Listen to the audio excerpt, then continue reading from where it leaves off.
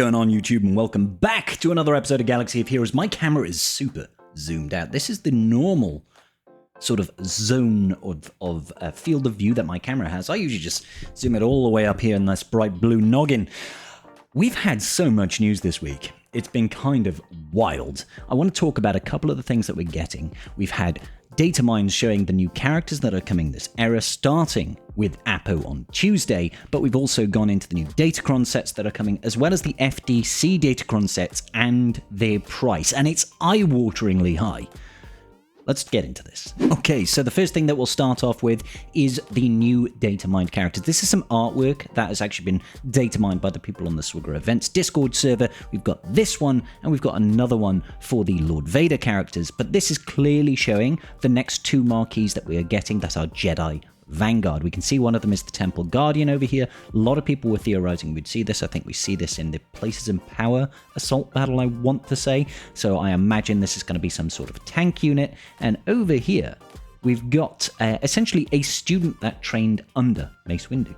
And it was Depa Billaba. She was actually trained by Jedi Master Mace Windu, so that is the connection. I haven't seen a lot of the stuff of Extended Universe, haven't seen a lot of the Clone Wars, etc., but I do know that she was in the Bad Batch, and she actually took on Caleb Doom as a Padawan during Order 66. We see them early on. I can't remember if it was Season 2 or Season 3 of the Bad Batch, but Caleb Doom is another one of our friendly Jedi that's in the game, goes by the name of Kanan Jarrus, changed his name after Order 66 and went on the run.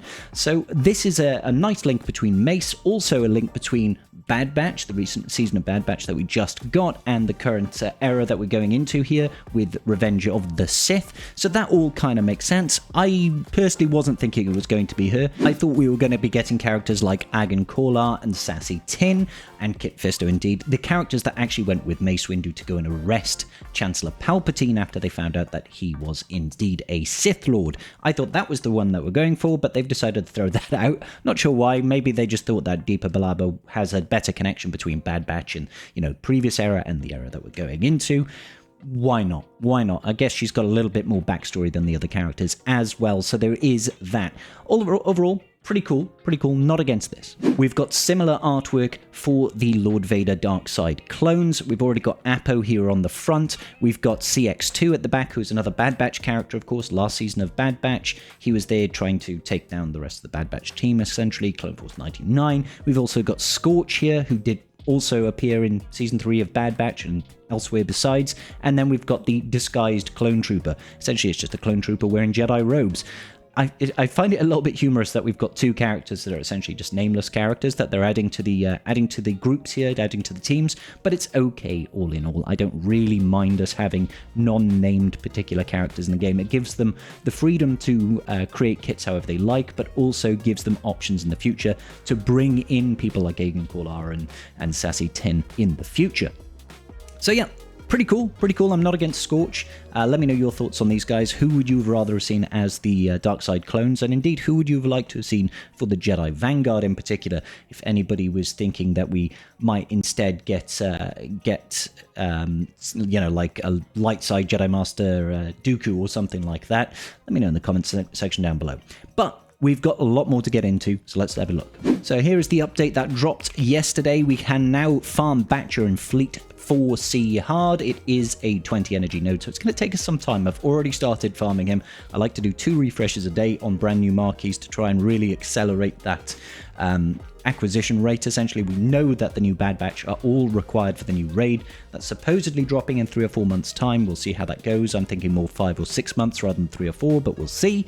All very good stuff. We've also got Grief Karga shards moving out of that node and going to Lightside 3E. Sorry, they're also still farmable Lightside 3E. We had a couple of fixes over here, something to do with the special effects, sound effects of Great Mothers. Most people don't play with sounds on, so I don't think that's going to be a big deal. And then some fixes to Crosshair. Now, we've got the new set of Datacrons, and I haven't had a chance to look at these yet, so we're not going to go in depth here because I think that would take us like a half-hour video. And I'm sure you guys don't want to be sitting here for half an hour, and neither do I. No surprise, we're getting Bad Batch in the next set. Some of them are going to be of the new set, most of them in fact, but we are also getting OG Omega and Tech. Rebel fighters, we've got Cassian, Luthen, Mon Mothma, Saw, and Bodhi Rook. All of these are usually pretty good. The Luthen one was okay, Saw Gerrera one was okay in the past, so why not? Palpatine. Darth Sidious is getting his level 9 back. That's an awesome one. I had great fun with Darth Sidious's Datacron when it came around last time. He is a solo machine if it is the same one. Talon and Scion. I don't know if Scion's ever had one in the past before. I hope it's good. Separatists, we got Dooku, Newt. Okay, yeah, General Grievous. All of these not so bad. Maybe the Poggle one will help with TW for people that have got an Omicron on Poggle. So the dark side benefits looks at a glance. I'm taking a look at this. Yeah, I mean, none of these are amazing. Probably want lots of the inflicting debuff, dealing max damage health, I would say, is probably the most useful one. But special abilities, gaining evasion up, is also quite useful for things like Imperial Troopers. Light side, dispelling buffs is not that great. Battle with protection up, not that great. Tank revive is decent in some teams, not against that one. 15% max health and protection is probably the one you're going to be getting the most of, guys. Try and farm a lot of those because those are the good ones. However, 15% offense and 20 speed is also very, very good, so don't neglect that. Bad Batch, we can ignore taunt and target an enemy that was damaged previously by a Bad Batch ally on their turn. That's not too bad, especially if you've just done an AoE. That means you can attack anyone. Whenever an ally is defeated, dispel stealth of the strongest ally and they gain 200% defense and recover 100% health and protection. That's okay. Whenever allies recover health, they recover protection equal to the amount of health recovered. Allies can't recover protection this way more than once per turn or if their health was full. I think that has some use with the new Omega and her cooldown decreasing capabilities, but I'm not entirely sure on that. Whenever we're critically hit, gain critical avoidance. That's decent. Whenever allies start the turn with at least 2 debuffs. Excuse me, my dog's barking. Alright, sorry about that, ladies and gentlemen. So yeah, this second one over here might be useful. The taunt one is quite useful as well. Gaining crit avoidance is kind of broadly useful for a lot of teams, like Ray teams and Glat teams and stuff like that. 2 debuffs, no, that's useless. 50%, yeah, again, not very useful. Okay, cool. Rebel Fighters, bonus turn on defeating an enemy. That's very, very good. That'll have a lot of wide use, I feel, because there's quite a lot of Rebel Fighters that don't necessarily fit in a Rebel Fighter team. And I'm saying characters like Drogon being able to have something like that on a GL Leia Organa team, very, very useful. Debuffs, deal bonus damage, that's also useful.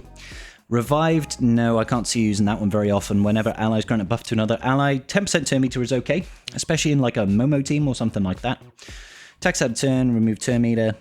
Stunned, they gain turn meter, no. Whenever an ally falls below 100% health, they gain a bonus turn limited. That's very useful. Quite like that Sith turn. At the end of each turn, allies recover health and protection equal to 50% of the amount the enemy is recovered. They can't trigger this effect on enemies. That would be quite useful in like a Lord Vader team. Whenever an enemy is defeated by an ally, that enemy cannot be... Ooh, okay, so Sith, no revives on Sith. That's pretty good. That's pretty good. I quite like that one. Whenever allies critically hit an enemy during their turn, that ally gains 10% offense. Separatists, they gain riposte. That's useful under Trench usually. First time they fall below 50% health, gain DI, quite useful for GG in general. At the end of their turn, they recover 50% protection if they inflicted 5 debuffs. No, not very useful. Whenever an ally deals damage to an enemy, no other enemy is blinded, blind them. That can be quite useful. Situational.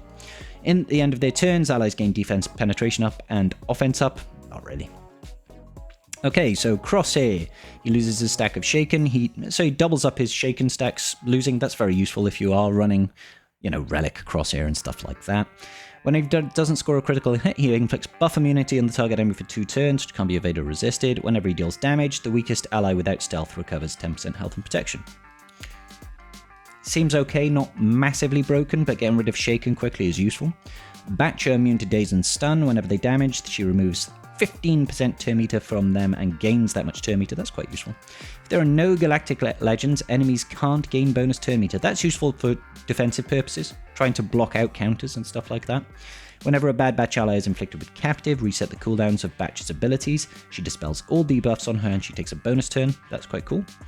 Omega Fugitive, whenever another ally recovers protection, she gains Foresight for 1 turn.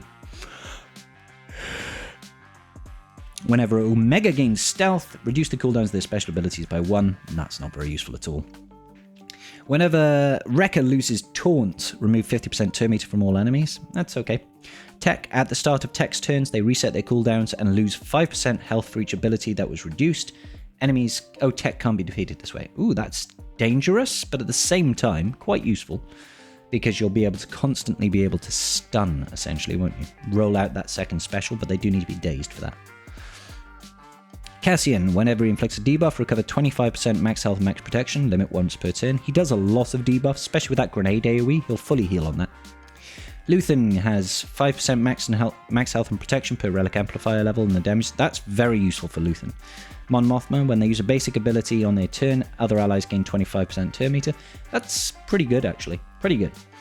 When another ally is defeated under Sword Guerrera, he takes a bonus turn, and their cooldowns are reset. Ooh, that is very good, actually. If you're going in there with Luthen and you've got that summoned in ally, that rebel trooper guy, it defeats, he gains a bonus turn, we resummon another one. That's quite useful. Bodhi Rook, the pilot. If the allied leader is a rebel fighter, whenever a rebel fighter allies loses or gains turn meter or a bonus turn, they recover that much health and protection. Okay. Whenever an enemy loses turn meter, they take 10% of their max health as true damage, and whenever Bodhi Rook uses a basic ability, the target enemy loses 30% turn meter, which can't be resisted. This seems pretty good. If Bodhi Rook is defeated while another rebel fighter ally is active, he revives with 50% health and takes a bonus turn. That's very good, actually. Bodhi Rook coming in here as the Dark Horse. That's not too bad. I wonder if the whole thing requires a rebel fighter leader, or if only this part here does. If this part here applies regardless, that could be very useful in a Mon Mothma team. You know, whenever he uses his basic ability, irresistible 30% turn meter removal. That's huge. You could turn meter train with Mon Mothma, basically, forever. Okay, Palpatine, whenever he stuns, he gains 10% crit damage, stacking maximum of 205 speed, making 50 until the end of the encounter. It's okay. I don't think it does enough for Palpatine. Just because he's not like a massive damage dealer anyway. And then we've got Sidious's one. Looks like it is the old Sidious Cron. Cannot wait for this one to come back. Amazing. This is just a solo machine, guys. You can take out some real good teams with this. So get this one. If you get no other Datacron, grab the Sidious Cron. Darth Talon, when she uses a basic ability, she gains protection up 50%, stacking for 2 turns, and 50% turn meter. That's huge. Whenever she damages an enemy using a special ability, inflict fear on that enemy, which can't be resisted. Talon's one is very good. I can see that being useful for an EP team for sure, or even on a Malgus team, truth be told. Scion, whenever he critically hits an enemy, he gains 10% critical damage, defense, penetration, and offense, 200 till the end of battle. That's not bad. I don't think it does enough. It'll be okay. You know, if you want to throw this in with a Traya team, why not? Sith Assassin, whenever she gains stealth, recover 100% protection. No, not good enough. Count Dooku, 200% crit chance and crit damage while he's inflicted with a debuff. Whenever a Separatist ally uses a special ability on their turn, Dooku assists and dispels all buffs on the target enemy. That's pretty good. At the end of his turn, Dooku is inflicted with disarm until the rest of the next turn. Whenever Dooku takes damage during his turn, the weakest ally is dealt 200% of that damage, which can't defeat them. That's a really interesting DC, actually, because obviously he's going to disarm himself, which is going to reduce his offense by like 50%, but that's going to give him 200% crit chance and crit damage because he'll have that debuff. That's kind of interesting. And then whenever he takes damage in his turn, the weakest enemy is dealt 200% of that damage. Cool. So if somebody counterattacks him, I guess, he's going to reflect that back, 200%. Admiral Trench, at the start of Trench's turns, dispel all debuffs on them, they recover 5... No, Trench's one is trash. Newt, 15% turn meter when another ally uses a special ability on their turn. That's not too bad. But I imagine you want the Dooku one over that. Wat Tambor, reflect damage. No. The reflect damage one is garbage, guys. Never get that. Grievous, whenever another ally uses an ability on their turn, Grievous assists, dealing 50% more damage. That looks pretty good, actually. I wouldn't mind that on a General Grievous team. Whenever Poggle the Lesser attacks out of turn, they gain a stack of heal over time and protection over time for 2 turns and inflict the enemy with protection disruption. Oh my god, protection disruption? Yeah, okay, that's going to be good with Poggle. I mean, probably not good enough, but pretty good. Empire. What? Whenever a buff expires on Empire allies, gain... What? Empire? I think that might be misnamed. So, Apo, here we go. If the leader is Lord Vader, and all other allies are Empire, the conditions required for the clone trooper Apo's Vader's Fist abilities are met. That's interesting. I was wondering how they were going to get around giving a bespoke Datacron to Apo without the rest of his team being there. They're just saying, throw it in with Lord Vader and Empire, so you can't use Maul, but he will gain Vader's Fist. Whenever an enemy dispels any amount of damage over time, Apo gains a stack of Operation Nightfall for each enemy that had a stack of damage over time dispelled. For each enemy. Wow, okay. He's going to gain a lot of stacks of Nightfall. I think there's still a cap of 3, right? For one turn, which can't be... For one turn, which can't be copied, dispelled, evaded, or resisted. At the start of each Darkside Clone Trooper's turn, all allies gain 10% defense pen and offense, stacking for one turn for each stack of Operation Nightfall. Yeah, okay, that's going to be pretty good. Lord Vader's going to be pretty powerful, though. Now, we have got focused Datacrons coming to the game, guys. Before we jump into what these focused Datacrons are, I want to go over a short data mine that we have around the cost of them. Once again, we do have the wonderful people on Swigger Events. They have given us the cost to upgrade each tier of Datacron on focused Datacrons, okay? So for the first tier, for example, 75,000 of our data cache, and then 15 of the Mark 1 acumen. Now, instead of me going through here, I wanted to give you a visualization of what it actually looks like compared to a standard Datacron. You should probably be sitting down for this. And here we have it. So the left-hand side over here, these are the Mark 1 materials, Mark 2 materials, Mark 3 data cache, okay, for a focus Datacron, and this is a normal level 9 Datacron. So the focus Datacron, if we just look down here, 28.375 million data cache to take it to level 15, all the way to level 15, whereas a standard normal Datacron, take it to level 9, max level, 7.5 million. It's about 3.8 times more costly to max out a focus Datacron compared to a normal level 9. Now, obviously, we are having a couple of trade-offs there. We're guaranteed rolls, there's no RNG involved in it, so you know what you're getting, and 15 tiers, they're going to be more powerful, as it were, than your standard Datacron. And now, I don't know if that's going to be true of every single focus Datacron and every single normal Datacron, but the cost is pretty eye-wateringly different. Now, what I will say is, I'm not sure if this is necessarily, like, unreasonable. I think that you should probably look at it from a perspective of one level 15 is worth about 4 level 9 Datacrons. Essentially, that's the cost prospect we're looking at here. What I will say is, let's see how this runs first and foremost. Let's see how it goes. And if it seems like that's a pretty decent trade-off, then great. If it feels like this is way too expensive, then we need to make our voices heard to CG. The CG will listen to us and will adjust pricing if we think that this is an unreasonable barrier to entry.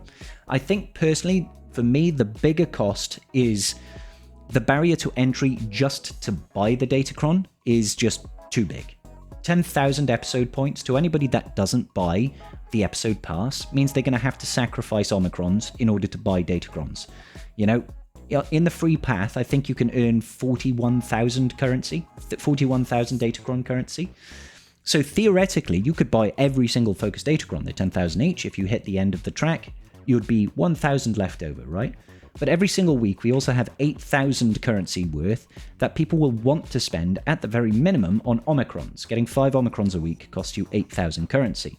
4 weeks in an episode pass, that's 32,000 of our episode currency out of the 41,000, which means 9,000 left over, can't buy a single focus Datacron. Now, obviously, you can earn additional levels at the end to earn some bonus rewards, but that's very hard to do if you are not buying the episode pass, and most people won't be able to do it. So realistically speaking, somebody that's completely free to play or just doesn't buy the episode pass is going to have to sacrifice at least something in order to purchase these. Basically, you'll have to sacrifice, what, the equivalent of like 7 or 8 Omicrons in order to buy one of them. And then, of course, you've got the extra cost. Now, I would personally be happier if that barrier to entry was a little bit lower to get people in the door. And obviously, you don't even have to take these all the way up. Some of them, I don't know what their levels are like right now, but some of them might be good enough at tier 9, maybe at tier 6. If we compare tier 9, it cost us 8.625 million data cache in order to get it all the way up there to level 9.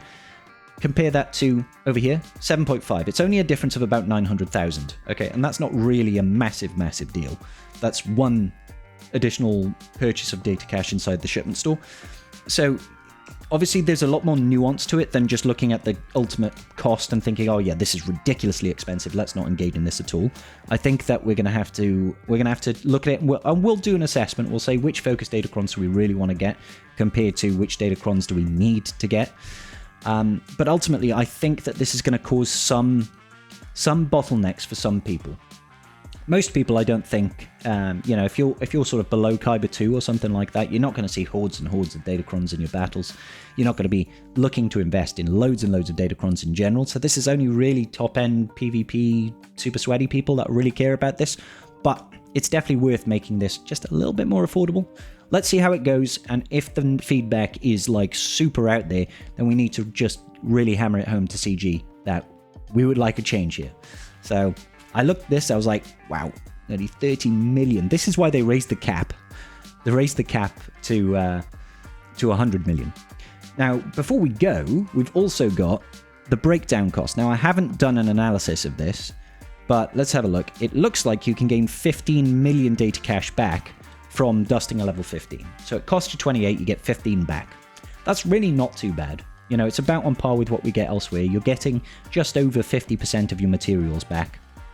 Yeah, it always sucks, but they're always going to drain us our materials each time. And you're gaining 200 the Mark 1, 100 the Mark 2, 100 the Mark 3. So, yeah, not ideal, but at least we are definitely getting things back. And don't forget, you can only get one of each of these datacrons now. You can't get multiple copies of the FDCs.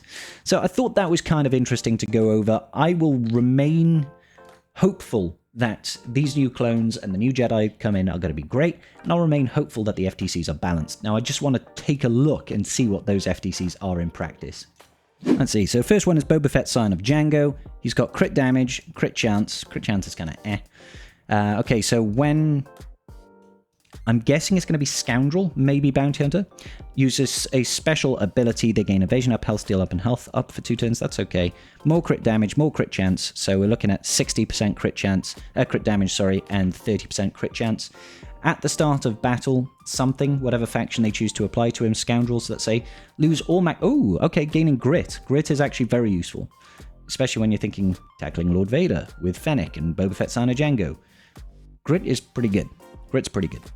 More crit damage, more crit chance. Wow, that's quite a lot. Quite a lot of crit damage on this. Whenever an enemy is defeated, Bounty Hunter allies gain Bounty Hunter's Resolve. So it must be a Bounty Hunter. Okay, so the faction is Bounty Hunter for these guys.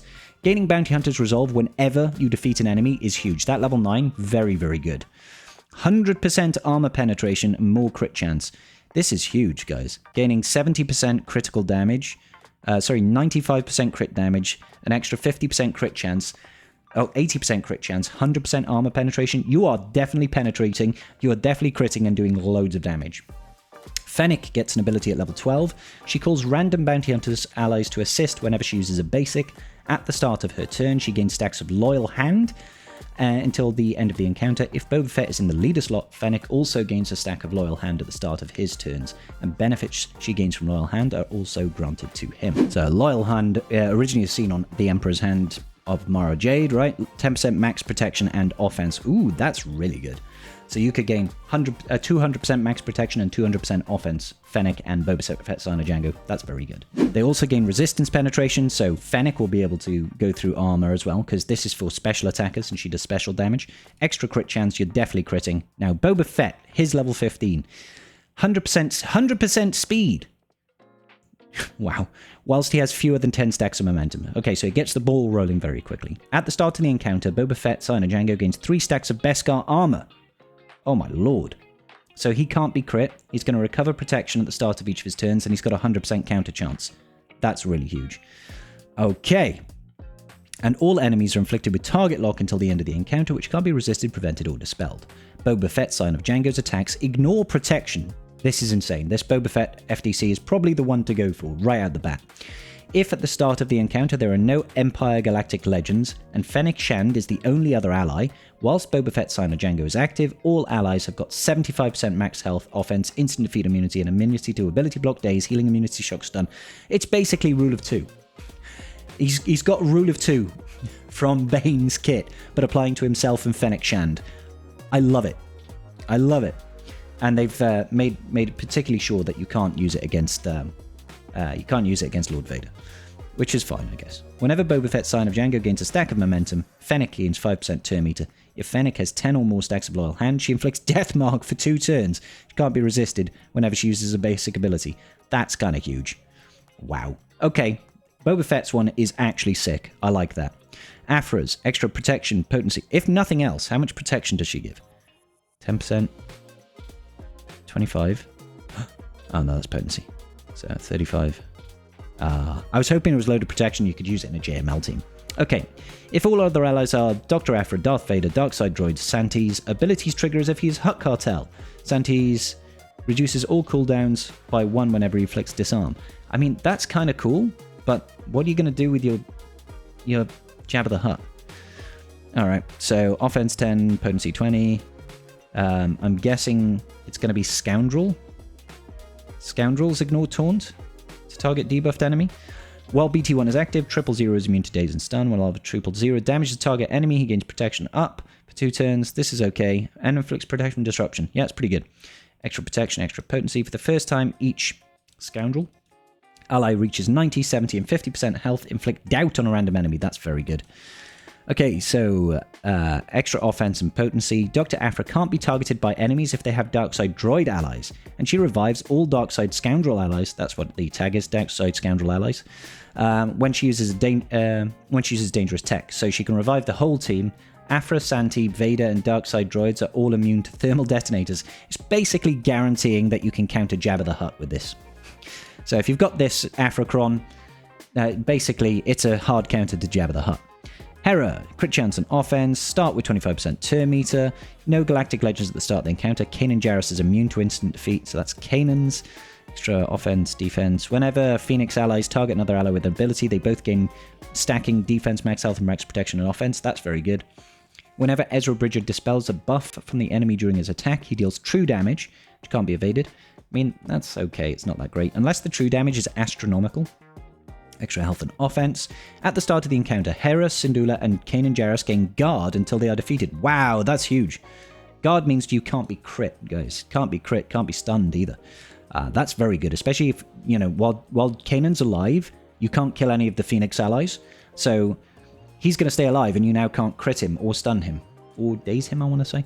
Whenever an ally is defeated, there are no allies with guard. Hera applies guard to the strongest other Phoenix allies. So if they do defeat Kanan, and he doesn't have backup plan, then she guards someone else. That's huge. Zalbar, then. First time Old Republic is defeated, they are revived 100%. Oh, no, I don't know who that is. Somebody. When it'll probably be Juhani, maybe? Maybe Juhani? Whenever Old Republic allies attack out of turn, they have a 25% chance to remove 10% turn meter. Meh. Whenever Old Republic allies inflict at least 4 debuffs in their turn, they have a 10% chance stacking to reduce their cooldowns by 1 for each debuff they inflicted. That's okay. Critical chance, health. Whenever a debuff on an enemy expires, allies gain 2% offense. Doubled if that... Oh, wow, that's going to make them ramp up. Okay. Old Republic ramping. I'm not sure how good it's going to be. It's going to be great in the current status with the Zalbar Omicron, but we'll see. Crit chance health. At the start of his turn, Zalbar gives taunt for 1 turn to all tank allies, and all tank allies are immune to buff immunity and stun while he is active. Once per turn, when Zalbar inflicts armor shreds on an enemy, he inflicts it on all enemies until the end of the encounter. That's okay. I think the Phoenix one is middling at best. Alright, guys. Loads of news, and this did turn out to be a 25-minute video. I'm sorry about that. Probably longer, actually, because it was 2-parter. Really cool. Really cool, guys. Alright, I'll see you all in the very next video. Peace out, and may the Force be with you.